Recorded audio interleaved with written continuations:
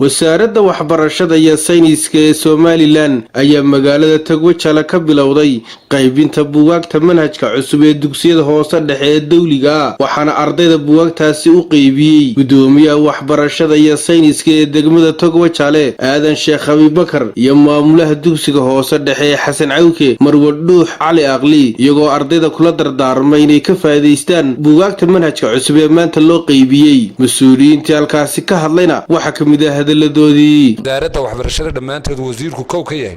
ilaa heer gobol oo iyaduna ka hawlgashay sidii loo gaarsiin lahaa arday walba halka sidii uu gaari lahaa buuggii waxbarashadu hadiyada madaxweynaha jamhuuriyadda Soomaaliland idin soo diray waa inaad ka faa'iideysataan waa inaad buugka ka noqon xamaal sidown laakiin waa inaad noqoto arday ka faa'iideysta buugta la soo diray ee madaxweynaha uu deeqay ardayda jamhuuriyadda Soomaaliland waxaan aad ugu faraxsanahay maanta buugtii ay soo gaadhay shacab sameeyaan u qaybinay ee gudoomiyaha waxbarashada degmadu waxaan leeyahay waalidiinta ardayda dhashay dhamaantood kama soo wada qaybo inoo timid waalidiinta laakiin waxaan aad ugu dardaarayaa inay buugta sida loogu keenay iyaguna ay uga faa'iideeyaan ardaydu waalidiintuna u xafidaan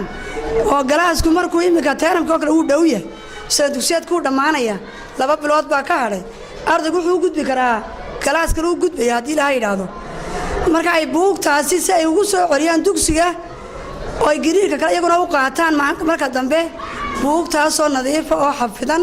ayaguna soo qoriyaan kana faa'iideeyaan siiba ay dharka waxaan leeyahay maadaama dugsiga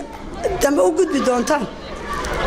idinkaana ugu faa'iido inaad uga faa'iideysan loo iniga doonaya waa idinku 2 bilood bay niyaar anigoo afka waalidiinta ku hadlaya caruurta waxbarashada nin maanta ku hamiyay oo kor u soo qaaday madaxweynaha jamhuuriyadda Soomaaliland baa jira